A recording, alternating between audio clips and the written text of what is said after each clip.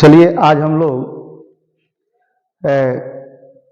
हिंदी का जो 2023 के क्वेश्चंस का ऑब्जेक्टिव करा रहे थे उसका आज हम दूसरा पार्ट चालू करते हैं।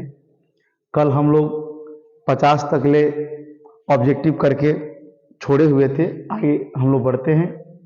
कल आपको एक और बात, कल आपको हम 2 होमवर्क भी दिए थे, क्वेश्चन नंबर 49 और आपका 50, और बोले थे कि इसका आंसर कमेंट्स करके बताइएगा। आप लोग का आंसर सही आया है। इसका आंसर जो होगा बी होगा, यानी रूपवती सुमन बहुत सुंदर है। और 50 नंबर का जो आंसर होगा इस सब कोई जानता है। क्वेश्चन ऐसा था कि गणेश शब्द का परिवाची क्या है, तो कौन नहीं जानता है।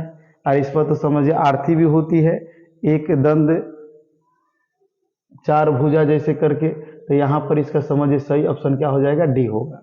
अब हम लोग क्या करते हैं, आगे बढ़ते हैं, और आगे बढ़ते हैं इसमें हम लोग देखते हैं 51 नंबर क्वेश्चन। 51 नंबर क्वेश्चन क्या है सुनिएगा। लेखक हजारी प्रसाद द्विवेदी ने दयनीय जीव किसे कहा है। तो लेखक हजारी प्रसाद द्विवेदी ने दयनीय जीव किसे कहा है।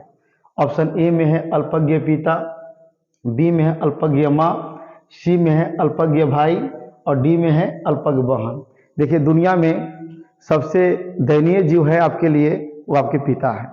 लोग कहते हैं कि हर पुरुष की कामयाबी के पीछे एक औरत का हाथ होता है, लेकिन आप कैसे भूल जाते हैं। और मेरा जहां कहना है कि हर पुरुष की कामयाबी के पीछे उसके पिता की समझे खून और पसीना और उनका मेहनत होता है। इसलिए इसका आंसर जो है ना, आप सब जान गए होंगे मैं कहना क्या चाहता हूं। इसका सही आंसर आपका हो जाएगा ए, अल्पज्ञ पिता। बाकी सब जो इसका आंसर जो है ना आपका गलत है। चलिए अगले हम लोग 52 नंबर प्रश्न की ओर बढ़ते हैं। 52 नंबर प्रश्न क्या बोल रहा है, थोड़ा सा आप देखिएगा। किस शासक ने ऐसा सिक्का चलाया जिस पर नागरी लिपि में राम सिंह शब्द अंकित है। जिस दिन हम लोग नागरी लिपि पढ़े थे वहां पर हम लोग भारतीय सिक्कों का जिक्र किए थे। अनेक अनेक शासकों ने अपने अपने साम्राज्य में अलग अलग सिक्का चलाया। ऑप्शन देखते हैं।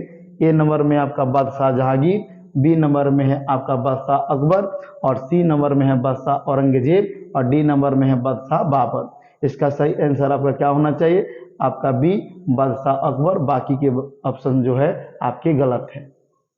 उसके बाद आगे चलते हैं 53 नंबर क्वेश्चन की ओर, और 53 नंबर क्वेश्चन बोल रहा है चंद्रगुप्त द्वितीय विक्रमादित्य का व्यक्तित्व नाम क्या था।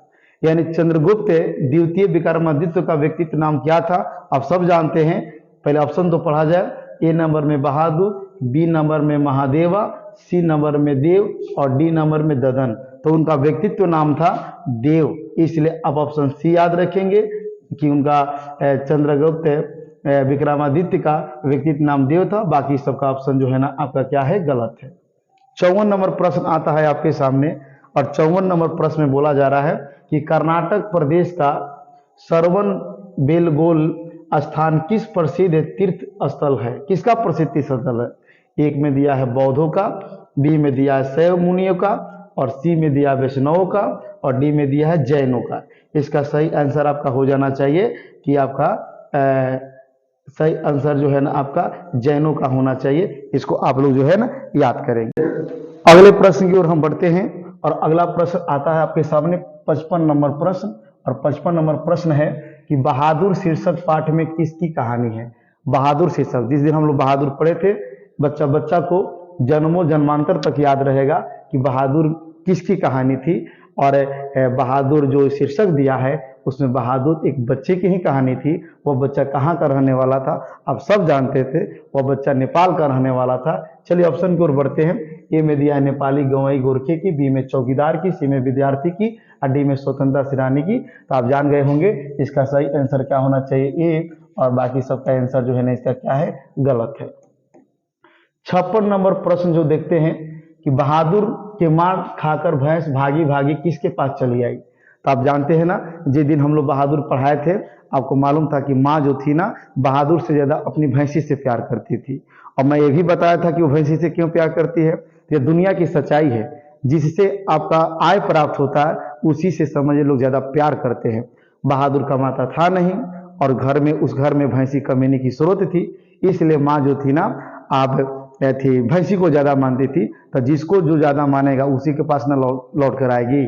तो इसलिए आप देखिएगा कि बहादुर से मार खाकर भैंसी जो है ना भागे भाई किसके पास आ गई, पड़ोसी के पास, बहादुर की माँ के पास, लेखक के पास या चरवाहे के पास। इसका सही ऑप्शन हो जाना चाहिए कथी आपका बी, बहादुर की माँ के पास। बाकी के सारे ऑप्शन जो है ना आपके गलत है। 57 नंबर क्वेश्चन है, बड़े भाई के लेखक के, बड़े भाई किस लेखक की रचना है? बड़े भाई जो है ना किस लेखक की रचना है? ए में दिया है बिरजू महाराज, बी में दिया है यतीन्द्र मिश्र, सी में दिया है आपका समझिए कि रामविलास शर्मा, और डी में दिया है आपका महात्मा गांधी का लेखक परिचय में हम लोग कराए थे।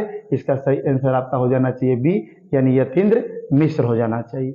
चलिए अब हम लोग 58 नंबर प्रश्न की ओर बढ़ते हैं। 58 नंबर प्रश्न दिया है कि दक्षिण भारत के मंगलम नागस्वरम की तरह शहनाई किसकी मंगल ध्वनि का संपूरक है? एक में दिया है चैता की, बी में दिया है आपका समझिए पर्व गीत की, सी में दिया है श्रम गीत की, और डी में दिया है प्रभाती की। इसका सही आंसर आपका बी हो जाना चाहिए। बाकी के आंसर आपके जो है ना गलत है, इसको याद रखेंगे। 59 नंबर क्वेश्चन जो है ना, क्वेश्चन पढ़ने से आप जान गए होंगे इसका आंसर क्या है, आप कमेंट बॉक्स में बताइए। चलिए हम क्वेश्चन पढ़ते हैं। मरते दम तक न शहनाई छूटेगी न काशी, यह किसका कथन है? देखो भाई, हम लोग जो पढ़े हुए थे बिस्मिल्लाह खान के बारे में, बिस्मिल्लाह खान हमको एक ऐसे कलाकार दिखाई दिए जो मरते दम तक उनके अंदर जो है ना कलाकारी का कोई एटीट्यूड नहीं था। आज जिनके पास थोड़ी सी कला हो जाती है वह अपने कला पर घमंड करने लगते हैं, अपने में दूसरे को लगाते नहीं हैं। सीखना चाहिए उन लोगों को बिस्मिल्लाह खान से। और देखिए अब क्वेश्चन क्या है कि मरते दम तक शहनाई न शहनाई छूटेगी न काशी, किसने कहा? तो ए में दिया है बिस्मिल्लाह खान ने, बी में बुधादित्य मुखर्जी का, बी में पंडित राम साहब मिश्र का, और डी में मोहम्मद खान का। तो इसका सही ऑप्शन आपका जो है ना ये हो जाना चाहिए। बाकी के सारे ऑप्शन क्या है, गलत है। 60 नंबर क्वेश्चन आता है कि नसीहत शब्द का अर्थ क्या है? तो लोग बोलचाल की भाषा में बोल भी देते हैं तुम हमको नसीहत मत दो। देखिए क्या होता है, लालसा है कि शिक्षा है कि शिष्ट तरीका है कि आराम है? तो नसीहत का मतलब शिष्ट तरीका होता है। बाकी का बाकी जो है ना आपका क्या है, गलत है। 61 नंबर क्वेश्चन की ओर हम लोग बढ़ते हैं। 61 नंबर क्वेश्चन है, गांधी जी को महात्मा की उपाधि किसने दी थी? सबको मालूम है हिस्ट्री से लेकर के हिंदी तक ले कि गांधी जी को महात्मा की उपाधि देने वाले के थे? आपका रविन्द्रनाथ टैगोर थे। बाकी ए नंबर गलत, बी नंबर गलत, और आपका डी नंबर भी क्या हो जाएगा, गलत। प्रश्न की ओर बढ़ते हैं। 62 नंबर प्रश्न है। देखिए 62 नंबर प्रश्न क्या बोला जा रहा है, मैं चाहता हूं कि सब देशों की संस्कृति की हवा मेरे घर के चारों ओर अधिक से अधिक स्वतंत्रता के साथ बहती रहे। यह कथन किसने कहा है? तो जी हम लोग शिक्षा और संस्कृति पढ़े थे, वहां बताए थे यह कथन महात्मा गांधी जी का है। ऑप्शन देखिए क्या है, ए में जवाहरलाल नेहरू, बी में सुभाष चंद्र बोस, सी में वल्लभ भाई पटेल ने, और डी में महात्मा गांधी ने। तो देखिए मैं कल भी बोला था और आज भी बोल रहा हूं कि जिस आंसर को आप खूब बढ़िया से जानते हैं उसे आप सर्वप्रथम मार लीजिए। समय की बहुत महत्व होती है एग्जाम में, और समय को बचाइए, क्योंकि समय जितना ही एग्जाम में बचेगा उतना ही आपको सब्जेक्टिव में या अन्य दीर्घ उत्तरीय क्वेश्चनों को बनाने में सुविधा मिलेगी। इसलिए इसका सही आंसर आपका क्या होना चाहिए, डी। बाकी की ऑप्शन जो है ना आपके क्या है, गलत है। 63 नंबर क्वेश्चन है जो आपके हिंदी का प्रथम चैप्टर से ही लिया गया है कि श्रम विभाजन और जाति प्रथा शीर्षक पाठ के लेखक के नहीं है? सब लोग जानते हैं, जो हमारे देश के सबसे बड़े समझे ग्रंथ, यानी जिस ग्रंथ के जिस पुस्तक के आधार पर हम चलते हैं उसके रचयिता यानी के हैं डॉक्टर भीमराव अंबेडकर, और उन्होंने ही ये प्रथम चैप्टर की रचना किया था। इसलिए इसका सही ऑप्शन क्या हो जाना चाहिए, ए भीमराव अंबेडकर। बाकी के अब बी नंबर मैक्स मुलर गलत है, सी नंबर अशोक वाजपेयी ये भी गलत है, और डी नंबर विनोद कुमार सुख ये भी गलत है। चलिए हम बात करते हैं 64 नंबर प्रश्न की। 64 नंबर प्रश्न बोला जा रहा है 20 के दांत शीर्षक पाठ किस कहानी संग्रह से लिया गया है? यानी 20 के दांत यदि हम लोग पढ़े थे, खोखा वाला आपको याद होगा, खोखा खोखी हम बोल रहे थे, बड़ी इंटरेस्टिंग कहानी था। कहाँ से लिया गया है? ए में दिया मित्र मिलन से, बी में दिया 20 के दांत तथा अन्य कहानियां से, सी में दिया कुहासा से, और डी में दिया मौत का नगर से। आप सब जानते हैं इसका सही आंसर बी होना चाहिए। बाकी जो है ना इसके सारे के सारे आंसर क्या है, गलत है। 65 नंबर प्रश्न आपके सामने आता है, और 65 नंबर प्रश्न देखिए क्या है कि बहादुर शीर्षक पाठ के लेखक के बड़े लड़के का क्या नाम था? यानी बहादुर शीर्षक में जो लेखक थे उस लेखक के बड़े बेटा का क्या नाम था, सब लोग जानता था, उसका नाम किशोर था। हम तो ये भी बोले थे किशोर नहीं था, वो थोड़ा छिछोर था, इसलिए याद रखिएगा, क्योंकि उसका बिहेव जो था ना बहादुर के प्रति थोड़ा सा ठीक ठाक नहीं था। चलिए ऑप्शन क्या है, ए में सुमित है, बी में श्याम है, सी में किशोर है और डी में नवीन है। इसका सही ऑप्शन क्या हो जाएगा, सी यानी किशोर। बाकी समझिए कि इसका आंसर आपका गलत हो जाएगा। 66 नंबर प्रश्न में बोला गया है कि निम्नलिखित में कौन से हिंदी आलोचक के महत्वपूर्ण हस्ताक्षर थे, यानी किन्हें हिंदी आलोचक के महत्वपूर्ण हस्ताक्षर माना जाता। ऑप्शन ए है भीमराव अंबेडकर को, या बिरजू महाराज को, या समझिए कि मैक्स मुलर को, या रामविलास शर्मा को। तो रामविलास शर्मा को हिंदी आलोचक के महत्वपूर्ण हस्ताक्षर माना जाता है, इसलिए सही ऑप्शन आपका डी होगा। बी नंबर गलत, ई नंबर गलत और सी नंबर आपका गलत हो जाएगा। चलिए अगला प्रश्न है हम लोग का 67 नंबर प्रश्न, और 67 नंबर प्रश्न है, देखिए मेघदूत का जर्मन पदानुवाद किसने किया, यानी मेघदूत का जर्मन पदानुवाद किसने किया। मैक्स ए में दिया मैक्स मुलर ने, बी में दिया महात्मा गांधी ने, सी में दिया है यतीन्द्र मिश्र ने और डी में दिया अमरकांत ने। आप जानते थे कि भारत से हमने जब क्या सीखा पढ़ाया था तो हम बताया था, यानी इसका सही आंसर इसका क्या हो जाना चाहिए, ये हो जाना चाहिए मैक्स मुलर ने। बाकी के आंसर जो है ना आपके गलत है। एक बात आप लोग को याद रखनी है, देखिए आप लोग मैट्रिक वाले बच्चे हो, आप युवा हो और आपके अंदर जो है ना ताकत है, जोश है, जवानी है, इसलिए आप दिखा दीजिए मैट्रिक के बोर्ड में, क्योंकि जो है ना मैट्रिक सिर्फ पढ़ने से नहीं होगा, उसमें दिखाना पड़ता अपनी जज्बा, और जब तक जज्बा नहीं दिखाओगे पहले कुछ होने वाला नहीं है। बहुत सारे बच्चे जो होते हैं ना अपने भाग नसीब पर मैट्रिक को छोड़ देते हैं, लेकिन एक बात याद रखिएगा कि लक जो होता है ना, जो जिसको हम भाग कहते हैं हिंदी में, लक है, उसी का साथ देता है जिसमें जीतने की जज्बा होती है। अगर आपके अंदर लगन है कि हमको भी बिहार टॉप करना है, तो निश्चित तौर पर जो है ना आपकी पढ़ाई, आपकी हर कुछ आपकी साथ देना शुरू कर देगी। अन्यथा भाग के भरोसे अगर छोड़ दीजिएगा तो भाग के भरोसे जो है ना भाग्य के भरोसे रह जाएगा। और हम बार बार कहते रहते क्लास में कि किसी भी काम को भगवान के भरोसे मत छोड़ो, क्या पता है कि भगवान आपके भरोसे बैठे हो। इसलिए हर काम को अपने ढंग से लेकर चलिए, तब जाकर आप जल्दी मैट्रिक या दुनिया का कोई भी बोर्ड हो, आप तुरंत जो है ना फर्स्ट टाइम में सफलता पाइएगा। चलिए इसी के साथ हम लोग अगले प्रश्न की ओर बढ़ते हैं, और अगला प्रश्न है 68 नंबर प्रश्न, हजारी प्रसाद द्विवेदी का जन्म किस वर्ष हुआ था। आप सब जानते हैं, पहले ऑप्शन तो पढ़ने दीजिए। ए नंबर में 1908, बी नंबर में 1907, सी नंबर में है 1906 और डी नंबर में 1911। इसका सही आंसर हो जाएगा बी नंबर यानी 1907। बाकी के सारे आंसर जो है ना ऑप्शन जो है ना गलत है। 69 नंबर प्रश्न की ओर हम बढ़ते हैं। 69 नंबर प्रश्न है, नाखून का बढ़ना मनुष्य की किस वृत्ति की परिणाम है। आपको मैं बताया था कि नाखून जो है ना पशुता की निशानी होती है। जब हम आदि मानव थे तब बड़े बड़े नाखून रखते थे, पशु के साथ रहते थे, लेकिन आज समझिए कि हम लोग मॉडर्न युग के लोग आ गए हैं, इस नाखून की कोई आवश्यकता नहीं है और आज भी हम नाखून बढ़ा रहे हैं, तो हम अपने आप को पशुता की ओर बढ़ाते जा रहे हैं। इसलिए याद रखिएगा नाखून का बढ़ना किसकी वृत्ति का परिणाम है, तो आप सीधी सी याद रखिएगा पाशविक वृत्ति का। बाकी जो है ना मानवीय वृत्ति गलत है, सी नंबर उदार वृत्ति भी गलत है, डी नंबर इनमें से कोई नहीं, ये तो हेले नहीं, हटाइए। 70 नंबर प्रश्न आता है। 70 नंबर प्रश्न क्या पूछा है तनी सुनिए इसको। धारा नागरी का कौन सा शासक अपने वेदानुराग के लिए इतिहास में प्रसिद्ध है। ऑप्शन ए है सिलहार का शासक केसी देव, राष्ट्रकूट शासक अमोघवर्ष, परमार शासक भोज, प्रतिहार शासक महेंद्रपाल। इसका बी नंबर याद रखिएगा, राष्ट्रकूट शासक अमोघवर्ष। बाकी के सारे ऑप्शन जो है ना आपके क्या है गलत है। अब आइए फिर ग्रामर से क्वेश्चन पूछा है। ग्रामर से क्वेश्चन यह पूछा हुआ है कि देखो कि स्वरों के उच्चारण में लगने वाले समय के आधार पर स्वर बन के कितने प्रकार होते हैं। तो समय के आधार पर स्वर बन के 3 प्रकार होते हैं, यानी इसका सही आंसर बी हो जाएगा 3। बाकी के बाकी जो है ना आपके ऑप्शन जो है ना गलत है। च का उच्चारण स्थान थी क्या होता है, तो मैं हिंदी में और संस्कृत में बताया था इचु या सानम तालु, यानी ई और चवर का उच्चारण स्थान जो होता है ना आपका तालु होता है। देख लीजिए किधर ऑप्शन है, आपका सी मिल जाएगा, यानी इसका सही आंसर तालु होगा। बाकी सब जो है ना इसके आंसर क्या है गलत है। देखो एक बार बढ़िया से जो स्टडी कर ली हो, जीवन में कहीं भी रहोगे दहाड़ते रहोगे। इसलिए आप खूब बढ़िया से, समय कम बचा हुआ, खूब मेहनत कीजिए। आप मेहनत करके जो है ना दिखा दीजिए बिहार बोर्ड में, अपने बिहारीपन को दिखाइए बिहार बोर्ड में। 73 नंबर क्वेश्चन आता है, निम्नलिखित में अंतःस्थ व्यंजन क्या है। तो आपको बताया गया था यर लव जो होता है अंतःस्थ होता है। अब देखिए हम बोल भी दिए यर लव, तो बाकी ऑप्शन जो है ना इसमें देख लीजिए यर लव कहाँ है। तो यर लव में से आपका आ जाता है आपका ल, इसलिए इसका सही ऑप्शन क्या हो जाएगा डी। बाकी के बाकी ऑप्शन जो है ना इसके आप जो है ना गलत है। चलिए अगले प्रश्न की ओर हम बढ़ते हैं। प्रश्न नंबर आपका 75 है। देखिए 75 क्या कहा जा रहा है, मुक्ताक्षर की अंतिम ध्वनि क्या होती है। तो आप बढ़िया से मुक्ताक्षर को उच्चारण करेंगे, समझ में आ जाएगा। मुक्ताक्षर की अंतिम ध्वनि क्या होती है। आपका ए में दिया है व्यंजन, बी में दिया है स्वर, सी में दिया है संयुक्त और डी में दिया है क्रिया। तो आपका मुक्ताक्षर में देखिएगा तो मुक्ताक्षर के अंत में अ आएगा और अ आपका समझिए कि स्वर में आता है, इसलिए इसका सही ऑप्शन आपका बी हो जाएगा यानी स्वर।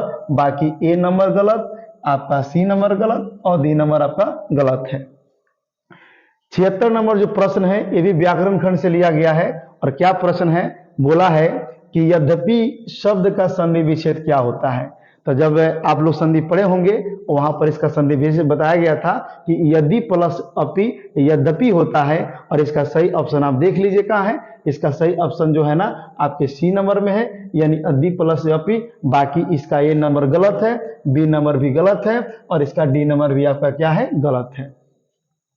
77 नंबर प्रश्न आपको पूछा गया है कि निम्नलिखित में कौन सा शुद्ध शब्द है। तो देखो शुद्ध शब्द जो है ना आप चारों ऑप्शन को बढ़िया से पढ़ो और पढ़ोगे तो समझ में आ जाएगा कि कौन सा शुद्ध है कौन सा अशुद्ध है। अब बताइए ए नंबर में लिखा है भीष्म, इस तरह का भीष्म लिखा जाता है क्या, आप ही बताओ तो। बी नंबर में विधि है, आप जानते कि यह विधि नहीं होता, विधि में आपका विधि लिखा जाता है ऐसे होता है, ये भी गलत है।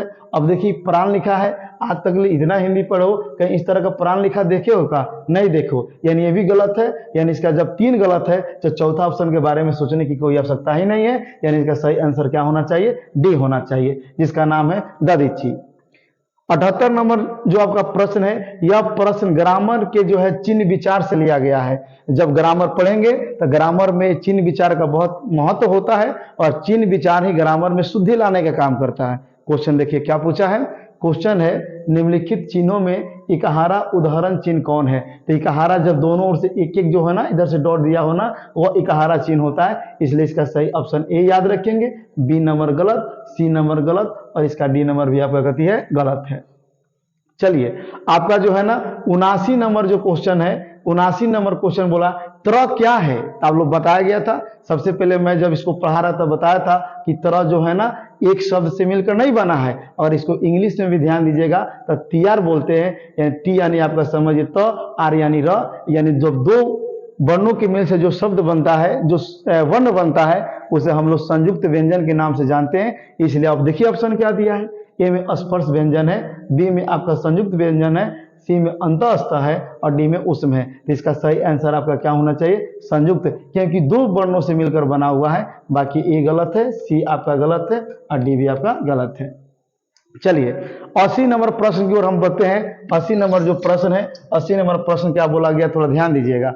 80 नंबर प्रश्न है, उस विकारी शब्द को क्या कहते हैं जिससे किसी विशेष वस्तु भाव और जीव के नाम का बोध हो। देखो तो सबसे पहले तो बात यह विकारी है, यानी जिसका रूप लिंग बदलेगा और जिससे क्या हो वस्तु का, भाव का और जीव का नाम का बोध हो। आप जानते हैं कि संज्ञा हम उस शब्द को कहते हैं जो किसी व्यक्ति वस्तु स्थान के बोध कराता है और यहाँ हमको मिल रहा है, इसलिए ऑप्शन को पढ़ने की कोई आवश्यकता नहीं। संज्ञा को देखिए और उसको मारिए और इस संज्ञा को अपने झोली में डाल लीजिए। बाकी जो इसका ए सर्वनाम है गलत है, बी क्रिया भी गलत है, डी क्रिया विशेषण है ये भी आपका गलत है। चलिए 81 नंबर प्रश्न की ओर बढ़ते हैं और 81 नंबर प्रश्न देखिए क्या पूछा है। बताओ इतनी हल्की बिहार बोर्ड में क्वेश्चन पूछता है उसके बाद भी बच्चे अच्छे नहीं कर पाते। अरे इसमें तो तुम्हें 500 में 500 करनी चाहिए, इस तरह क्वेश्चन होता है का।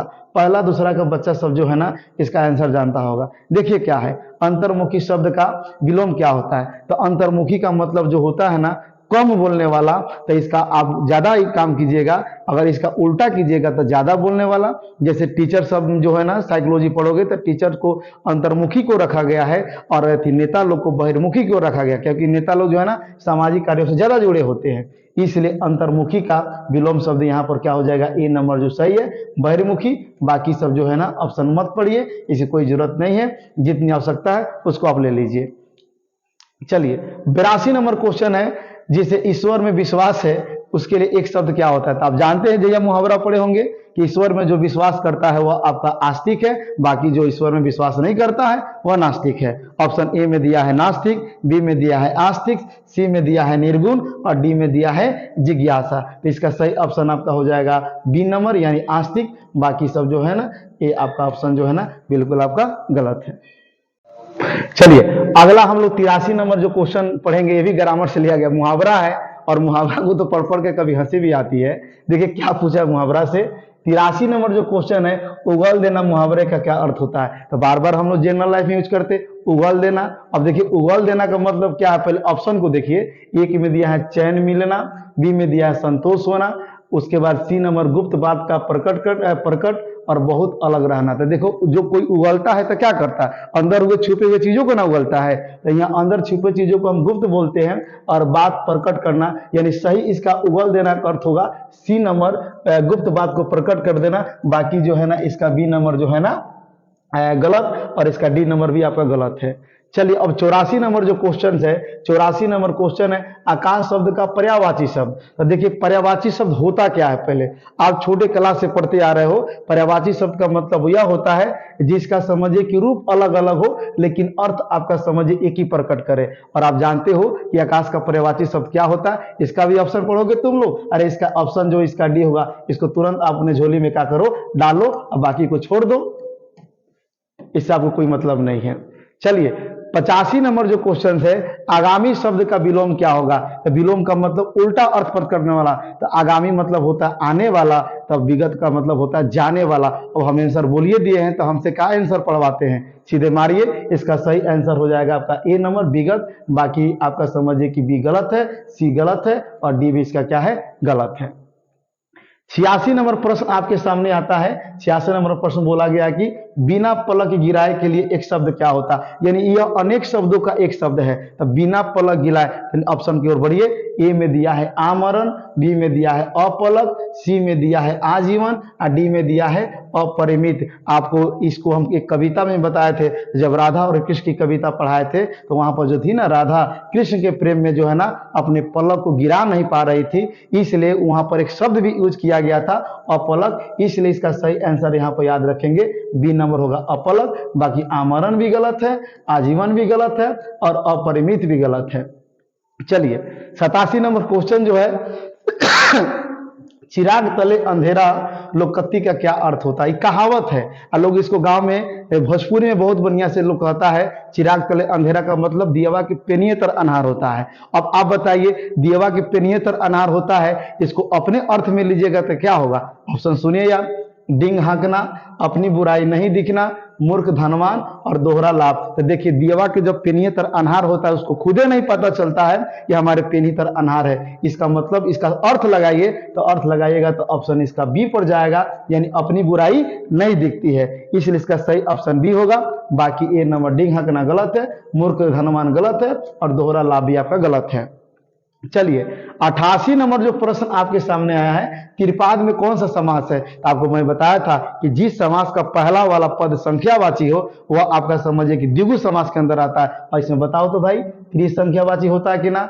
त्रि का मतलब 3 होता है कि ना? तो बताओ अगर इस संख्यावाची है तो क्या कर्मधारे मारोगे? हो ये नहीं सकता है। क्या बहुब्रीहि मारोगे? ये भी नहीं हो सकता है। इसका सही ऑप्शन आपका सी होगा द्विगु। अब बाकी जो है ना दो गलत हो गया, अगर ये सही होगा तो इस पर काहे ध्यान देते हो, ये तो आपका गलती हो जाएगा पहले से। चलिए अगला क्वेश्चन है हम लोग का 89 नंबर जो क्वेश्चन बोला है कि लोगों ने चोर को मारा, किस कारक का उदाहरण है? तो देखिए बढ़िया से वाक्य को पढ़िए, लोगों ने चोर को मारा। तो यहाँ मेन जो है ना इसका जो है मेन यहाँ पर प्रेशर पड़ रहा है चोर को, और यह किस वाक्य का संबंध है? आप जानते हैं यहाँ को लगा हुआ है और को का मतलब कर्ता ने कर्म को। ऑप्शन में देखिए तो क्या है, एक में संबंध कारक है, बी में अधिकरण कारक है, सी में संप्रदान कारक है और डी में कर्म कारक है। यानी जहां को लगा होना वह आपका कर्म कारक होता है, इसलिए इसका सही ऑप्शन डी होगा। बाकी बी नंबर गलत, ए नंबर भी गलत और सी नंबर भी गलत। 90 नंबर जो क्वेश्चन है, पयोधर शब्द का संधि विच्छेद कीजिएगा। तो देखिए यह विसर्ग संधि है पयोधर, और पयोधर जो पढ़ाया गया था जैसे मनोहर पयोधर जो शब्द है ये जो कथी से बना हुआ, तो पय प्लस धर से। तो आप जाके देखिए तो यहाँ पर फर्स्ट नंबर में दिया है पय प्लस धर विसर्ग संधि का उदाहरण है, इसलिए ए सही होगा, या बी गलत है इसका, उसके बाद सी गलत है और डी भी इसका आपका जो है गलत है। 91 नंबर क्वेश्चन पूछा है 50 हाथी किस विशेषण का उदाहरण है। यहाँ पर देखिए तो 50 संख्यावाची है कि नहीं, और संख्या 50 अगर संख्या है तो निश्चित तौर पर यह संख्यावाचक विशेषण होगा। ऑप्शन ए नंबर ही इसका सही है, बाकी को पढ़ने की कोई आवश्यकता आपको नहीं है।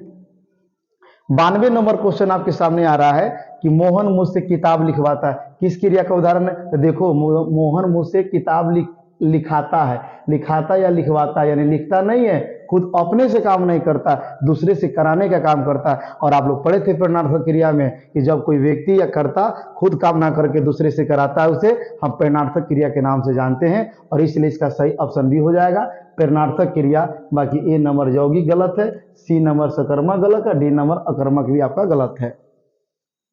उसके बाद सुनो 93 नंबर जो दिया है सत्यवान 1 वर्ष से अधिक जीवित नहीं रहेगा, किस काल का है। तो देखो तो यहाँ पर 1 वर्ष से जीवित अधिक नहीं रहेगा, अभी जीवित है भाई, आगे नहीं रहेगा। और जिसमें भविष्य की बात की जाती है वह भविष्यत काल होता है। ए नंबर में दिया है भूतकाल, बी में दिया है भविष्यत काल, सी में दिया है वर्तमान काल, और डी में दिया इनमें से कोई नहीं। तो क्या इसका भी आंसर बताना पड़ेगा, इसका आंसर आपका सही हो जाएगा कथी, बी यानी भविष्यत काल। बाकी इसका सब जो आंसर आपका गलत है। चलिए 94 नंबर क्वेश्चन पर हम लोग आते हैं कि ऐसे शब्द, बढ़िया से क्वेश्चन को सुनिए, जब क्वेश्चन समझ में आ जाएगी तो आपका आंसर भी समझिए, ढूंढने की कोई आवश्यकता नहीं है। वैसे शब्द जो यौगिक तो होते हैं पर अर्थ विचार से अपने समान अर्थ को छोड़ करके किसी परंपरा से विशेष अर्थ परिचायक है, क्या कहलाते हैं। इसको आम भाषा में अगर हम बताएं कि ऐसे शब्द जो साधारण अर्थ को छोड़ करके विशेष अर्थ ग्रहण करते हैं उन्हें हम लोग योग रूढ़ के नाम से जानते हैं। और ऑप्शन जाके देखिए सी नंबर योग रूढ़ दिया है, इसलिए सही आपका 100% करेक्ट है, 100% आपका राइट आंसर है योग रूढ़। बाकी सब जो है ना इसका आंसर जो है ना आपका गलत है। चलिए 95 नंबर जो क्वेश्चन दिया है कि अजान शब्द में कौन सा उपसर्ग होता है। तो चलो भाई उपसर्ग के बारे में भी हम लोग पढ़े थे। उपसर्ग वह होता है जो किसी शब्द के पहले जुड़ करके उसका जो है ना अर्थ प्रकट करता है। तो इसको अगर छटकाइएगा ना, इसको अगर तोड़िएगा तो अ आप प्लस आपका जान बनेगा, और देख लीजिए तो आपका अ जो है ना इसमें है कि नहीं ऑप्शन में, तो आपके अ मिल जाएगा। और आपका अ मिल जाएगा, क्या ए में मिलेगा, बी में मिलेगा, कि सी में, कि डी में, आपको साक्षात दिखाई दे रहा है या डी में दिया है, इसलिए डी आपका सही है। बाकी सी, बी और ए आपका बिल्कुल जो है ना गलत है। आगे 96 नंबर फिर आपकी किताब से पूछा गया है कि बाबा साहेब भीमराव अंबेडकर का जन्म किस परिवार में हुआ था। दुनिया जानती है कि बाबा भीमराव अंबेडकर का जन्म एक दलित परिवार में हुआ था, और एक दलित होकर देश के लिए सबसे बड़े कार्य करके गए हैं, इसलिए इसका सही ऑप्शन आप याद रखिएगा डी यानी दलित। बाकी जो है ना क्षत्रिय गलत है, विकायत गलत है, और आपका ए नंबर ब्राह्मण भी गलत है। 97 नंबर क्वेश्चन आपके सामने आ रहा है कि मैक्स मुलर का जन्म आधुनिक जर्मनी के किस नगर में हुआ था। तो मैक्स मुलर आप पढ़े थे भारत से हमने क्या सीखा चैप्टर्स में, वहाँ बताया गया था कि मैक्स मुलर का जो जन्म जो हुआ था डेसाऊ में हुआ था, इसलिए सही इसका ऑप्शन आपका ये हो जाएगा डेसाऊ। बाकी बी, सी और इसका डी नंबर जो है ना बिल्कुल गलत है। चलो 98 नंबर जो क्वेश्चन पूछा गया है भारत किसकी भूमि है। तो आप जानते हैं कि भारत किसकी भूमि है, सबको मालूम होगा। अब बताइए किसकी भूमि है, कमेंट्स कीजिए, तब तक हम ऑप्शन की ओर बढ़ते हैं। एक में दिया है पाश्चात्य संस्कृति की, बी में दिया ब्राह्मण या वैदिक धर्म की, सी में दिया लैटिन संस्कृति की, और डी में दिया सीरियाई की। तो तुम लोग जानते हो कि प्राचीन काल से ही भारत ब्राह्मण और वैदिक धर्म की भूमि रही है, इसलिए इसका सही ऑप्शन बी हो जाएगा। बाकी जो है ना ए नंबर, सी नंबर और डी नंबर आपका बिल्कुल गलत है। अब आपके सामने 99 नंबर जो प्रश्न पूछा गया है वो प्रश्न क्या है, और देखिए बड़ी हल्का प्रश्न है। वाराणसी के पास से दारिस नामक सोने के सिक्के से भरा किसे मिला हुआ था। और सुनिए ए में दिया है रॉबर्ट क्लाइव ने, बी में दिया है लॉर्ड कर्नाविस को, सी में वारेन हेस्टिंग को, और डी में सर जॉनसन को। और यह जो है ना ऑप्शन हम आपके लिए छोड़ देते हैं, इसका हम आंसर अगले वीडियो में बता देंगे। अब बताइए इसका सही ऑप्शन क्या होना चाहिए, कमेंट्स कीजिएगा। और अगला 100 नंबर यानी अंतिम जो प्रश्न होगा वो पूछा है कि प्रतमानव का क्या अर्थ होता है। तो प्रतमानव का अर्थ दिया है आधुनिक, मध्यकालीन, धार्मिक या प्राचीन। तो इसको आप याद रखेंगे, प्रत मानो का मतलब होता है आपका आधुनिक मानो, और इसका सही ऑप्शन नहीं है। इस प्रकार आज हम लोग जो है ना दोनों पार्ट्स में हम 2023 में पूछे गए हिंदी के प्रश्नों का खूब बढ़िया से अध्ययन किए। अगर यह प्रश्न आपको समझ में आ रहा है, अगर हमारी वीडियो अच्छी लग रही है तो आप इसे शेयर कीजिए, सब्सक्राइब कीजिए, और इससे भी बेहतर जो है ना हम लोग अगले वीडियो में देने का प्रयास करेंगे। तब तक आप हमसे विदा लेते हैं। धन्यवाद।